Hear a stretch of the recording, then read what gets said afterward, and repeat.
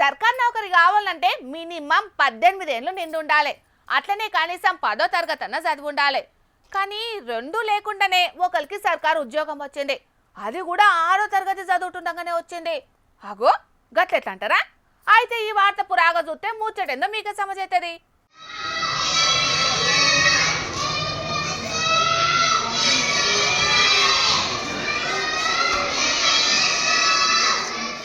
ఇగో ఈడ జబ్బకు బ్యాగేసుకొని నడుచుకుంటొస్తున్న బుజ్జి గురించేనల్లా ముచ్చట. ఈ చిట్టి తల్లికే ఆర్టీసీ సంస్థల ఉద్యోగం వచ్చిందట. అగో ఇంత చిన్న బుజ్జికి ఉద్యోగం వచ్చుడేంది? ఇంతకు ఆమెకు ఉద్యోగం ఇచ్చింది ఎవలని అనుబోతున్నారా?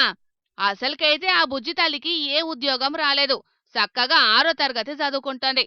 కాని మన ఘనత ఊహించని రెవెన్యూ అధికారుల నిర్లక్ష్యం చేయంగా ఆమెకు నౌకరీ వచ్చిందని రికార్డులలో రాసిండ్రు. నాగర్ కర్నూలు జిల్లా అచ్చంపేట మండలం గణపురం ఊర్లుండే బొడ్డు మల్లేష్ కుటుంబానికి రేషన్ కార్డు తీసేసిండ్రట రెవెన్యూ అధికారులు.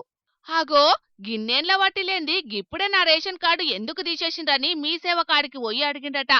ఇక ఆడ రికార్డులు చూస్తే వాళ్ళ కుటుంబంలో 6వ తరగతి చదువుతున్న ఈ బుజ్జి తల్లికి ఆర్టీసీ ఉద్యోగం ఉండుట్లనే రేషన్ కార్డు కట్టేయనట్టు తెలిసిందట. అరే గిదేం పద్ధతి? నెరీ గింత అన్యాయం ఉంటదా ఎక్కడన్నా? చదువుకునే పిల్లకు ఉద్యోగం ఉన్నదని రేషన్ కార్డు కట్ చేస్తారా? అధికారులు గింత నిర్లక్ష్యంగా ఉంటారా అని కోపానికి వస్తున్నారు బాధితులు. ఉద్యోగం ఇచ్చినా మేమన్నా పోయి చేసుకుంటాం. మా పిల్లల్ని ఇంట్లో కూర్చోబెట్టి మాకు తినని కన్నా అయితే బర్రె తెచ్చుకున్నాం. పాలు బర్రె పాలు అమ్ముకొని మేము తినాల్సి వచ్చింది. ఇల్లు ఉంటే ఇల్లు ఉందని అనుకుంటే అయిపోయినా నా ఇల్లు ఈఎంఐ కట్టకపోతే ఊరుకుంటాడు. ఆ బ్యాంకోడు గుంజుగా పోతాడు. 2 రోజులకే మా బయటకు దప్పుతాడు. ఆ జాబ్ మాకు ఇచ్చినా బాగున్నాను. నేనన్నా పోతా.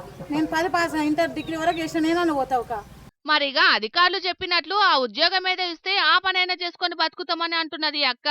అప్పులు చేసి ఇల్లు కట్టుకుంటే ఆ ఇల్లును చూసి ఉన్నోళ్ళు అనుకుంటే ఎట్లా? దానికి నెల నెల అప్పు కడుతూనే ఉన్నాం. అన్నిటికీ రేషన్ కార్డు కావాలని అడుగుతూనే ఉన్నారు కాబట్టి అధికారులు మాకు వెంటనే రేషన్ కార్డు మంజూరు చేయాలని డిమాండ్ చేస్తున్నారు.